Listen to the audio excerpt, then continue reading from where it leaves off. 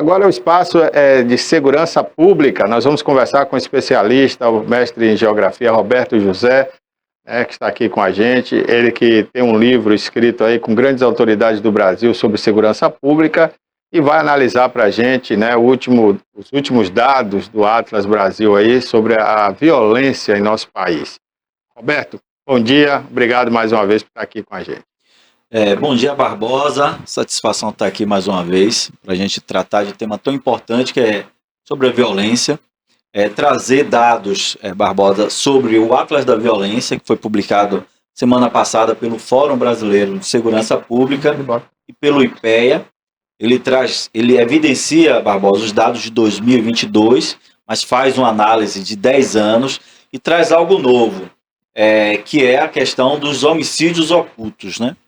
Então, a gente, para o Fórum Brasileiro de Segurança Pública, esses dados, eles não são dados fornecidos pela Secretaria de Segurança Pública, que aí para algumas secretarias, como a da Bahia, a Secretaria de São Paulo, há uma divergência de dados pela própria metodologia dessas secretarias, algo que o Fórum discorda, né, que existem discrepâncias, e esses homicídios ocultos comprovam isso.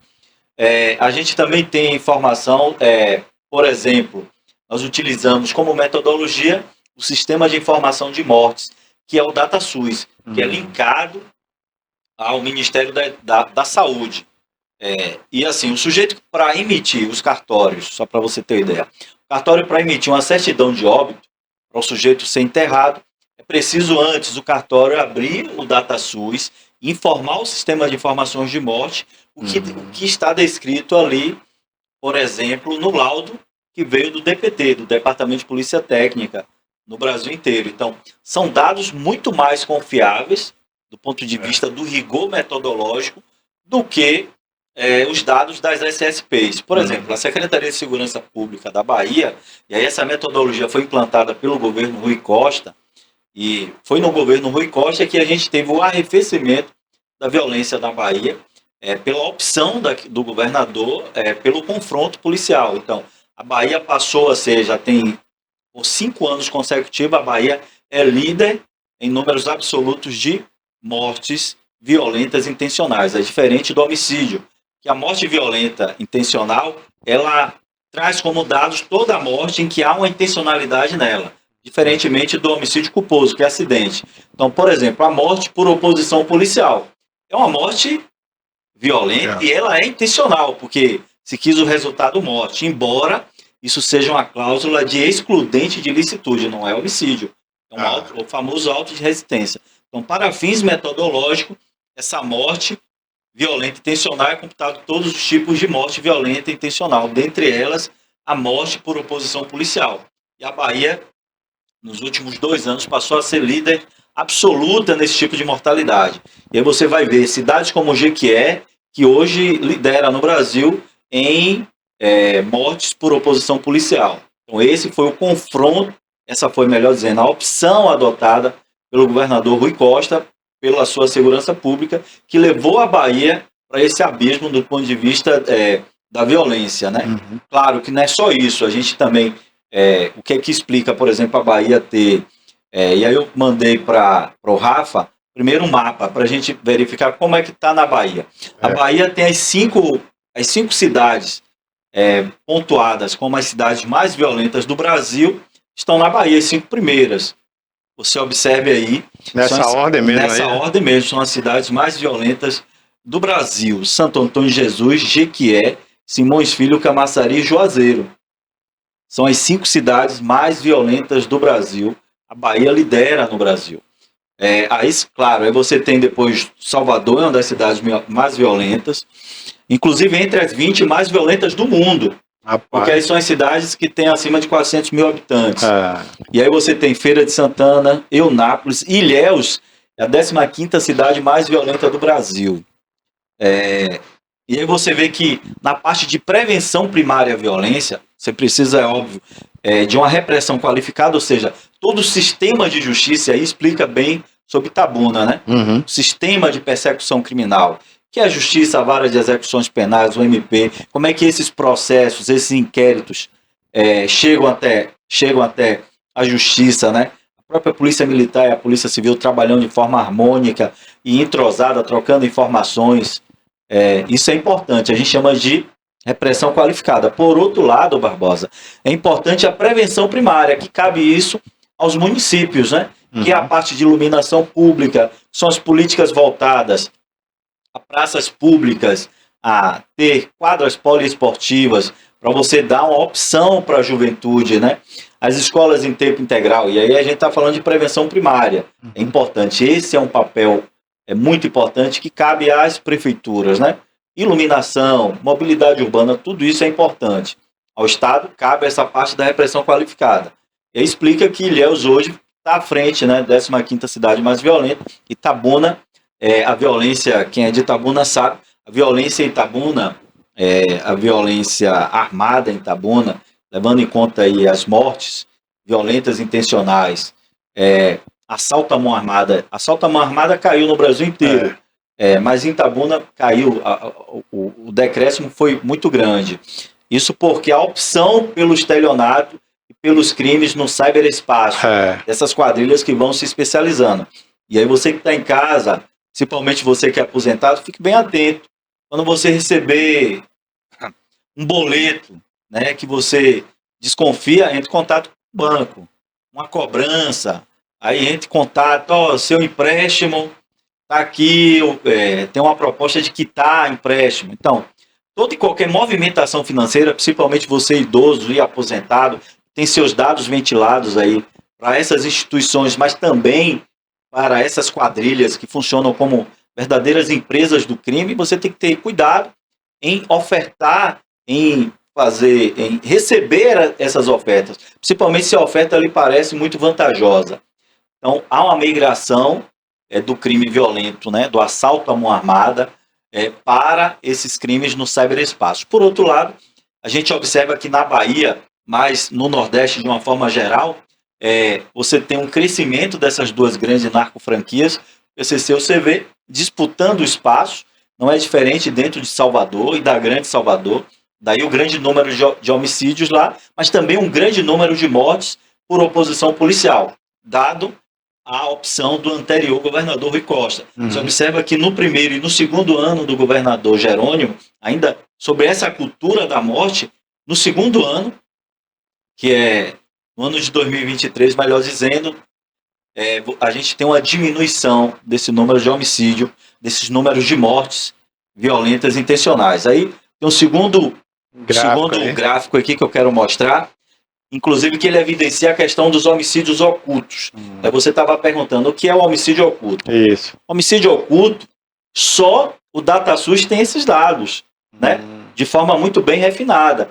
Porque, por exemplo, imagine que se encontra uma ossada humana em Mutuns, por exemplo, que é uma área que, ou na Volta da Cobra, né? Que volta e meia tem uma desova ali, né? Lá. Ali perto do hospital de base, né? Perto do hospital de base. Vou pedir a Rafa para colocar o próximo gráfico para a gente exemplificar. Aqui a gente tem São Paulo, né? Em números absolutos, aí você tem de 2002 até 22. 2012 até 22. São 20 anos, 10 anos. 10 anos. Você perceba que sempre acima de 2 mil mortes. Aí depois de 2005 cai para menos de 2.000, 2016 cai para 1.500, e aí você percebe a inversão que o estado da Bahia, no caso Salvador, começa a avançar nesse sentido. Agora, qual é a diferença? São Paulo tem 11 milhões e meio de habitantes, Salvador só tem 2,5 milhões de habitantes. E aí você percebe que a disputa territorial dessas narcofranquias. Em São Paulo, a diminuição da violência, ela se explica por duas coisas, Barbosa. Primeiro, você tem lá o monopólio do crime feito pelo PCC. Então, não há disputa territorial nesse âmbito. Então, a mortalidade se dá efetivamente pela disputa territorial dessas narcofranquias. Em São Paulo, não. Então, a redução da mortalidade em São Paulo, dos MVIs em São Paulo, não se dá necessariamente por uma política de segurança pública, mas muito mais pela essa questão de que o que existe lá é o monopólio do crime, feito pelo PCC. Logo, você não tem outras narcofranquias disputando esse mercado que é o estado de São Paulo. Vou pedir o segundo.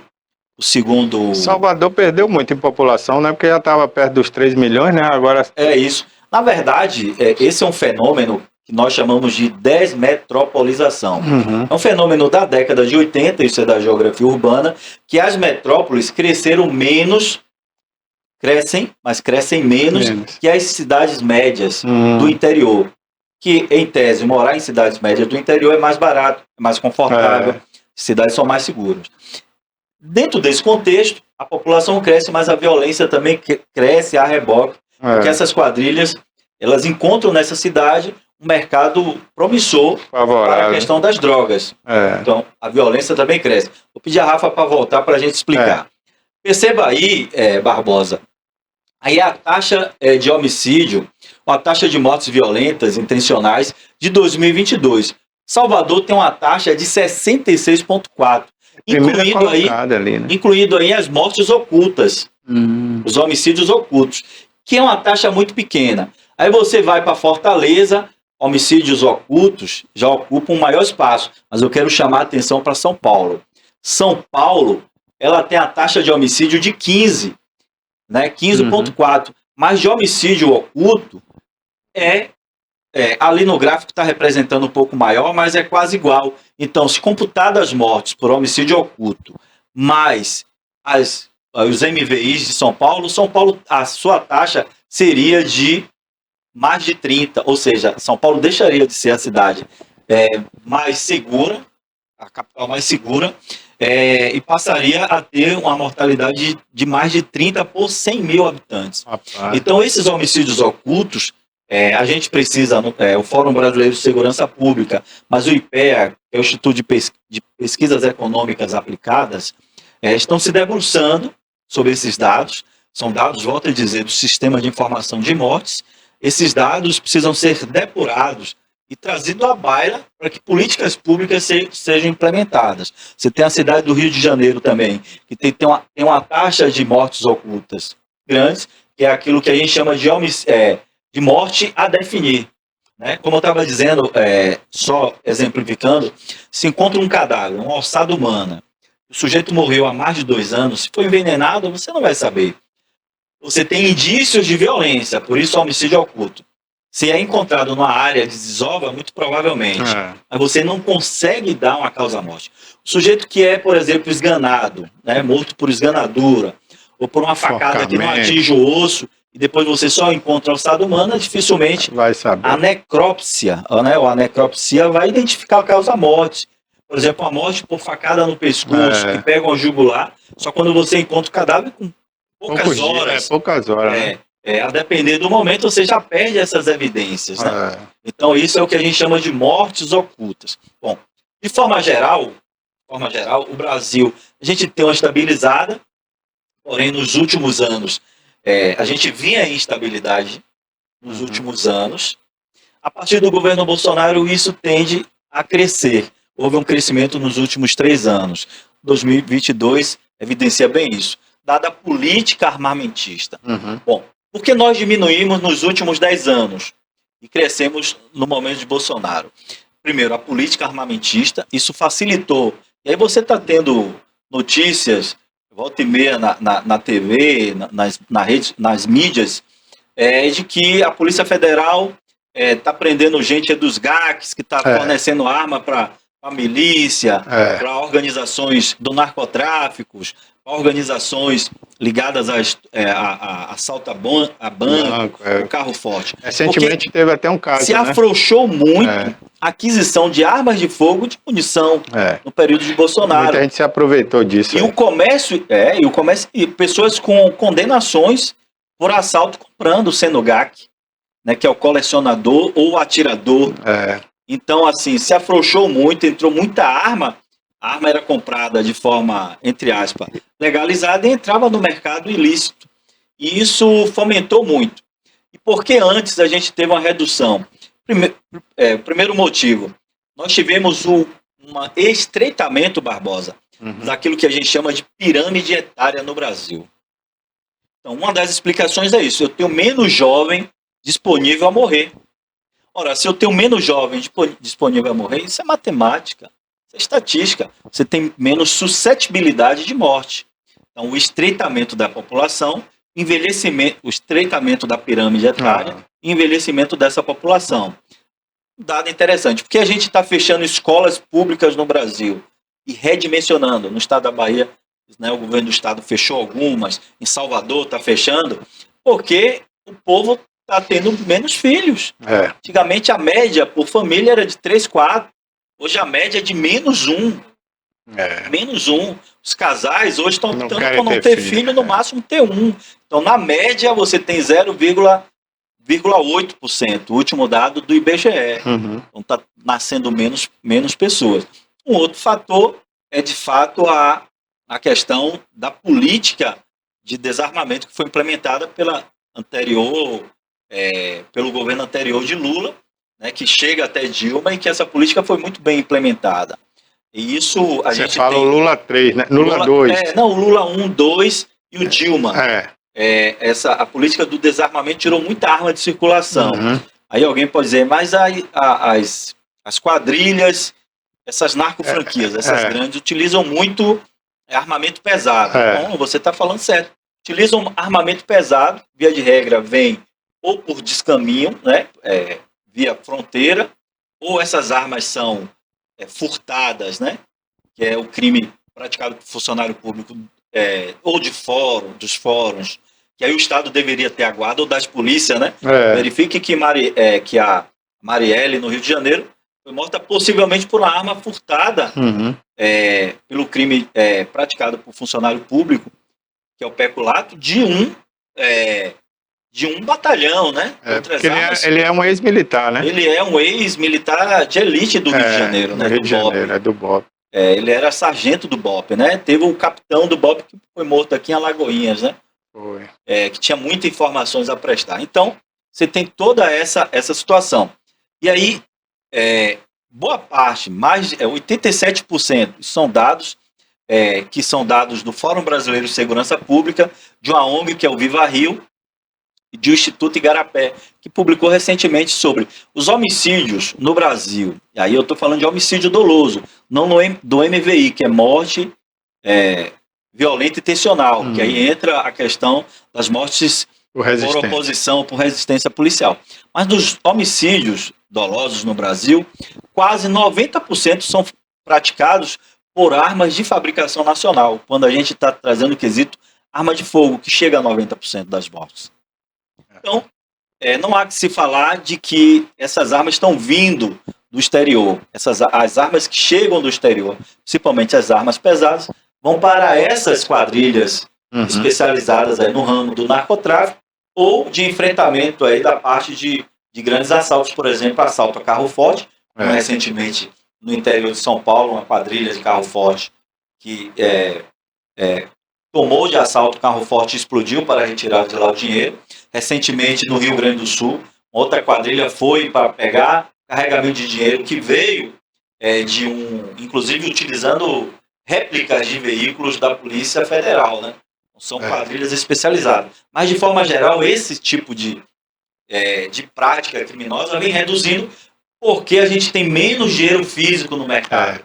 Dado aqui a questão da transferência de bancárias, PIX, né? de PIX e tal, que o Brasil vem revolucionando isso. Então, verdade. a dinâmica criminal no Brasil está posta, é isso. Aí aquela velha crítica que eu faço, que é importante sempre dizer, Barbosa, o modelo que a gente tem de polícia no Brasil, ele não ajuda para uma repressão qualificada. É preciso repensar isso. Existe uma PEC engavetada no Senado, que está lá, né, engavetada, que é a PEC 51, que fala sobre uma nova proposta de polícia ostensiva, que é uma polícia não militarizada, uma polícia de ciclo completo. A gente está falando de ciclo completo de atividade policial. É o que existe no mundo inteiro. Esse é um modelo exitoso no mundo inteiro. Vai da investigação. Aquela polícia, ela faz ali do ostensivo a investigação. Entrega o procedimento de persecução criminal ao Ministério Público, que é dono da ação. Esse é o modelo exitoso. O Brasil tem esse modelo dual e anacrônico, que ele não ajuda, né?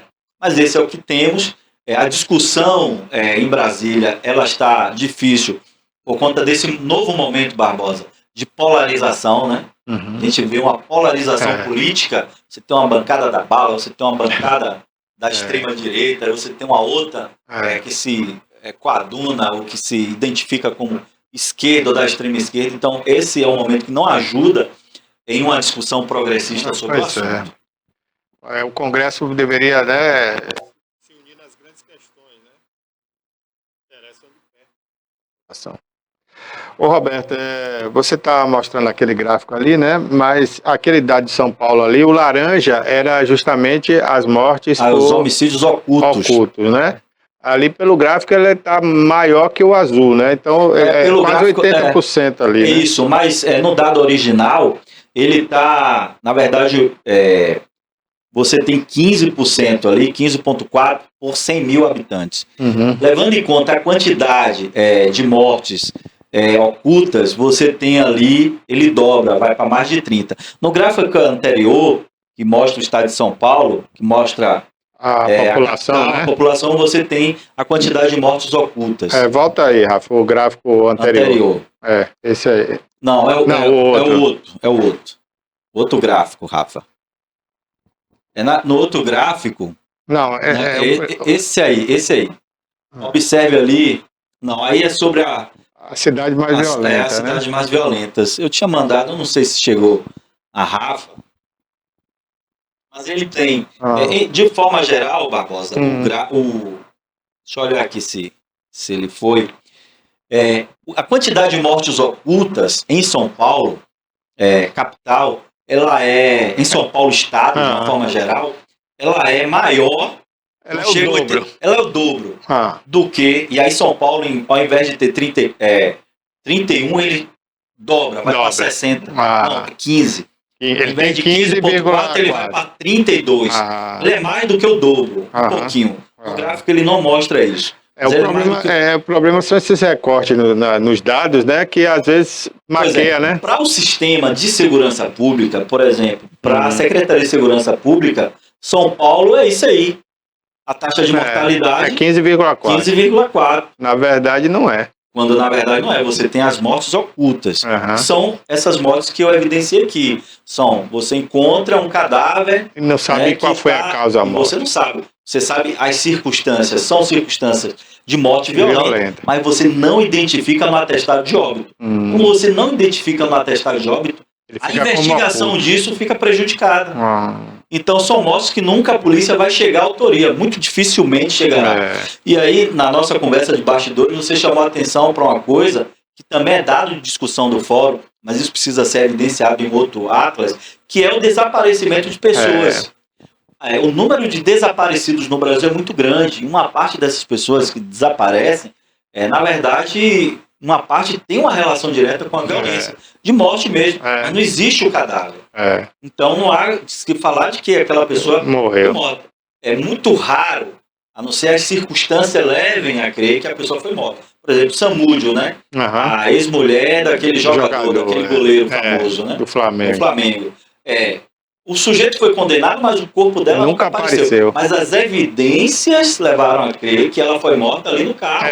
Tinha sangue dela no carro, vestígio. E teve uma confissão também, não foi? Tem a confissão, mas a confissão por si só não é elemento.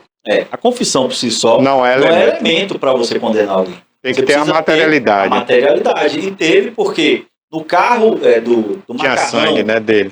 O sujeito, o Macarrão, o corpo dela foi levado ali. E tinha marcas de sangue no carro. Então, você tem todo um contexto de investigação, diálogo de pessoas no celular e tal. Então, você tem uma prova, uma materialidade que, de fato, ela foi morta, mas que deram fim no cadáver dela. Né? Então, por exemplo, tem aquele indigenista e um funcionário da FUNAI que foram executados lá no Xingu. Lá no Xingu, né? Na região norte, na Amazônia. Barbosa, se teve informação dessa morte. E aí a Polícia Federal entrou em campo e começou a investigar. E rapidamente descobriu onde estavam os corpos. Agora imagine numa área daquela, extremamente úmido, ele foi enterrado.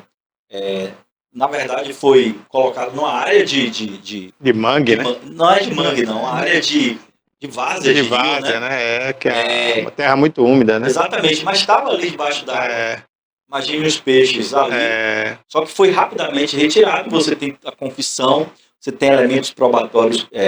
O tiro atravessou o crânio, né? Então aquilo ali, todo o lastro probatório levou a identificar a causa-morte. uhum, Mas em cadáveres ou em ossada humana encontrada, e que a pessoa foi morta há mais de 1 ano, 2, 3, 5 anos, e que não é possível, em algumas dessas vezes, identificar a causa-morte. Aí vai no laudo, a ossada é enterrada, mas vai no laudo causa-morte indefinida.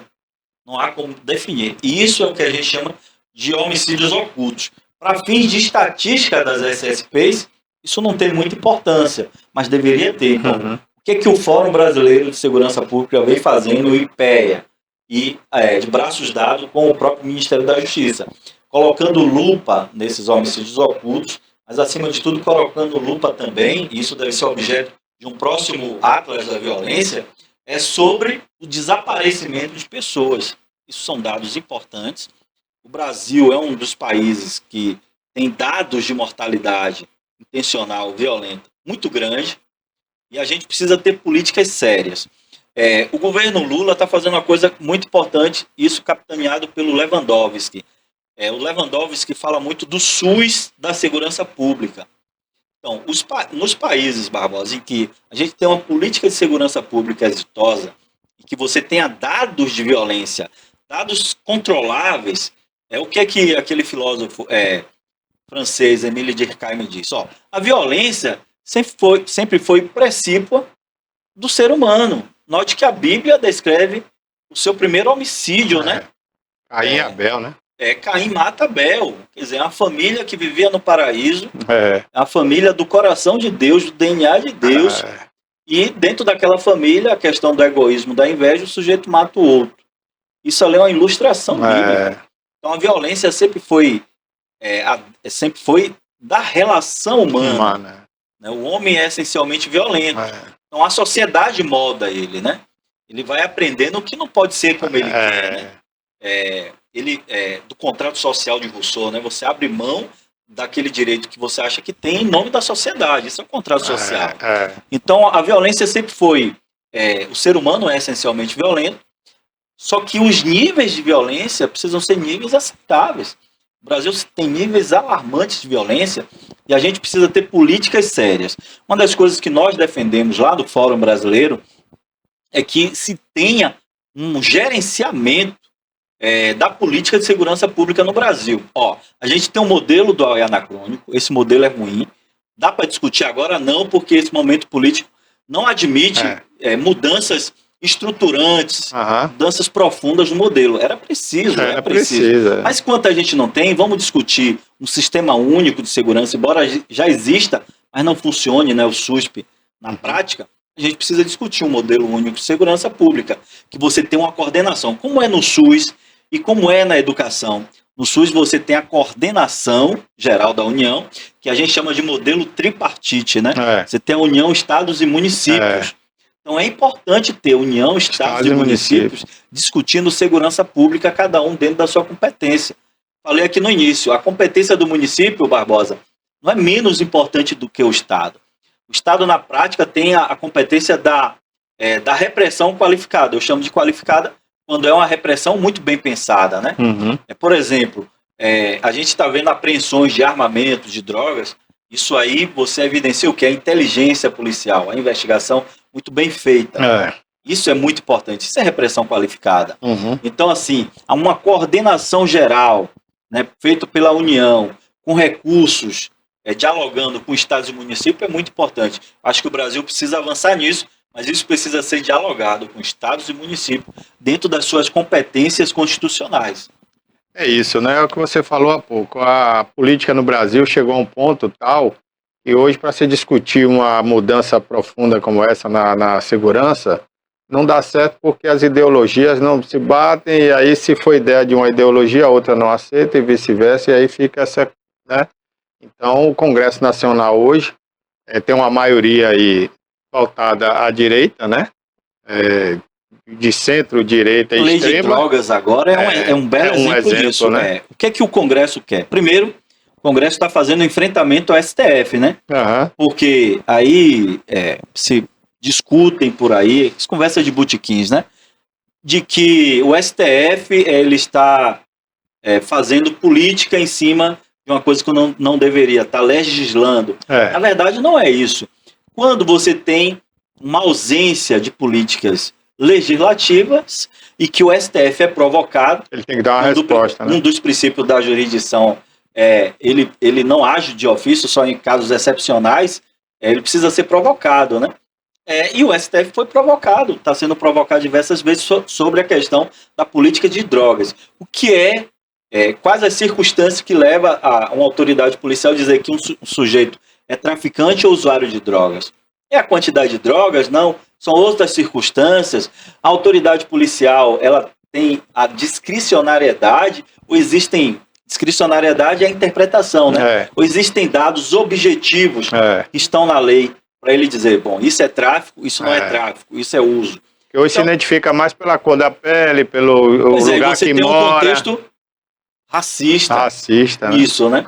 Ora, se você observar, vamos lá, dado interessante, quem é que está preso hoje no Brasil? O Brasil tem hoje cerca de 800 mil pessoas encarceradas. Inclusive, contando aí com os sujeitos que estão no semiaberto, em prisão domiciliar, que é uma parcela infinitamente pequena. Desses 800 mil, foi 750 mil há 10 anos atrás. Nós ganhamos 80 mil. Estamos encarcerando mais. Os países de primeiro mundo estão desencarcerando, né? Tem uma política muito mais voltada às vítimas, né? Que é o que a gente chama de justiça restaurativa. Mas vamos lá, o sujeito que pratica crime grave, ele precisa ser punido. Mas vamos lá para o tráfico de drogas. Desses 800 mil brasileiros presos, aí se você faz um perfil, você vai ver que a maioria é de negros, pobres e moradores de periferia, que em algum momento faltou oportunidade para eles. Boa parte deles, 40%, é por tráfico de drogas, por um sujeito que teve a primeira prisão. Ele vai para uma penitenciária dessa, como é a nossa colônia penal aqui em Itabuna, Conjunto Penal de Itabuna, na entrada ele já tem que optar por qual facção ele vai fazer parte dentro do presídio. Para não morrer, né? Para não morrer. E aqui é um dado que é público e notório. Por exemplo, presídio de Onápolis e de Porto Seguro. Sujeito de Porto Seguro que é preso e que ele não é de determinada facção, ele não pode ser preso no presídio de Porto Seguro, tem que ir para o de Onápolis e vice-versa. No de Itabuna, você tem duas narcofranquias, que uma domina uma parte, outra domina a outra. Então, o sujeito que entra na prisão por esse motivo, ele acaba tendo que optar. E ele já sai com função definida cá fora. Então, essa política segregacionista, essa política de encarceramento em massa, essa política sobre drogas, ela precisa ser repensada. Mas o Brasil está retrocedendo, ao invés de avançando. A Lei 9.099... que é uma lei de 99, essa lei é dos juizados especiais. Então ela traz o desencarceramento. Ela não traz como crime o uso de drogas, mas ela não admite a punição como encarceramento. Ela admite outros tipos de punição, restritiva de liberdade, né? De direitos, melhor dizendo. O sujeito precisa, uma vez condenado, ele precisa cumprir alguma função que o juiz determine. Entrega de cesta básica, ou ir para uma instituição pública, uma instituição social. Mas isso não é um incentivo também à prática do crime, Roberto? De certa forma, no país onde a gente não tem a cultura... É o que a gente chama, Barbosa, de pequeno potencial ofensivo aquele delito, ao porte de drogas. Porque às vezes o cara foi pego com um pequeno porte, mas ele é um aviãozinho do tráfico, ele estava só levando uma dose para alguém, né? Você está dizendo, o sujeito foi pego com a quantidade de droga, mas ele é um aviãozinho do tráfico. Ele foi pego com a quantidade de drogas. O que é que vai dizer que ele é um aviãozinho do tráfico? A investigação, a inteligência policial. Ele pode ter sido pego com um cigarro de maconha, mas de repente na casa dele você tem a balança, você tem cadernos, anotações, na conta dele está entrando e saindo dinheiro. Mas isso é investigação policial. Não, a polícia, para entrar nessa casa dele, ela precisa lastrear a justiça de provas para que o juiz autorize com vista do Ministério Público. É assim em qualquer país democrático de direito. Uhum. Nós não estamos vivendo em uma ditadura, né? Mas na democracia existem regras. E aí o juiz autoriza e a polícia vai lá e coleta essas provas. Inclusive mudou agora, né? Essa questão de... como é que chama? Invasão não, cumprimento de mandato em domicílio tem que ter umas provas robustas agora, né? Exatamente. Então, o juiz, primeiro para o juiz dar, o Ministério Público dá o parecer, né? Então, o juiz, ele não dá a ordem de busca e apreensão por ele querer. O Ministério Público, que é o autor, que é o dono da ação penal, ele tem que ser ouvido e decidir favoravelmente. Então, quem está pedindo é a autoridade que investiga. A Polícia Militar não investiga. Polícia Militar e o ramo militar investiga crime militar. Né? Só o crime militar. Mas crime militar. A ostensividade na rua é só para dar o flagrante, né? A polícia ostensiva é preventiva. A ostensividade dela vai ter um efeito de prevenção à violência. Só que o crime organizado ele é invisível, com lapsos de visibilidade. Então, quem vai fazer o enfrentamento ao crime organizado é quem investiga. E precisa haver o quê? Investimentos nesse sentido. Aí é que está. A opção do governo Rui Costa na Bahia não foi pela investigação, não foi pela inteligência policial, foi pelo confronto. Porque, em tese, os políticos tradicionais, embora Rui Costa venha de um ramo progressista, né, que é o partido PT, ele é muito tradicional na política. Político tradicional não gosta de investir em saneamento, não gosta de investir em prevenção. O começo dele foi na base sindical, né? Ele, como você disse, progressista. Talvez seja um falso progressista, né? Tá só infiltrado. Mas assim, a Bíblia diz que você conhece a árvore pelo fruto. A opção dele é pelo enfrentamento. Não foi uma opção progressista, uma visão progressista. Então, assim, a investigação ela é muito importante. Ela é muito importante porque ela é muito mais eficiente, né? Quando, em algum momento, aquilo falha, que há um crime, você tem a ostensividade na rua. Então, é esse contexto. Por isso que a gente volta àquela velha questão, né? É preciso discutir um novo modelo de segurança pública para o Brasil, mas enquanto isso não chega, a gente precisa de uma coordenação geral de segurança do sistema da política de segurança pública no Brasil. Para além disso, a gente precisa que as outras políticas, principalmente a parte dos municípios, estejam presentes discutindo sobre segurança pública. O município não faz segurança pública com guarda municipal. Guarda municipal é apenas a ponta de um iceberg. É importante ter, a função dela é patrimonial, pode prender alguém em flagrante em razão do patrimônio, mas a função do município é prevenção primária à violência, iluminação pública, urbanização de áreas. É o que fez Medellín, né? O Sérgio Fajardo, um prefeito que melhorou significativamente os índices de Medellín com essa visão.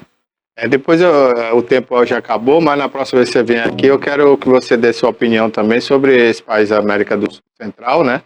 E agora do Equador, que está encarcerando todo mundo. Teve tatuagem, indício de crime de qualquer jeito. Para eles, né, tatuagem é um indício de fazer parte de alguma organização. Mas fica para o próximo programa. Roberto, muito obrigado, viu? Valeu, um forte abraço, satisfação estar aqui. Vamos marcar a próxima vez para a gente falar um pouco sobre o Equador, que é uma situação muito interessante, está se tornando uma ditadura lá.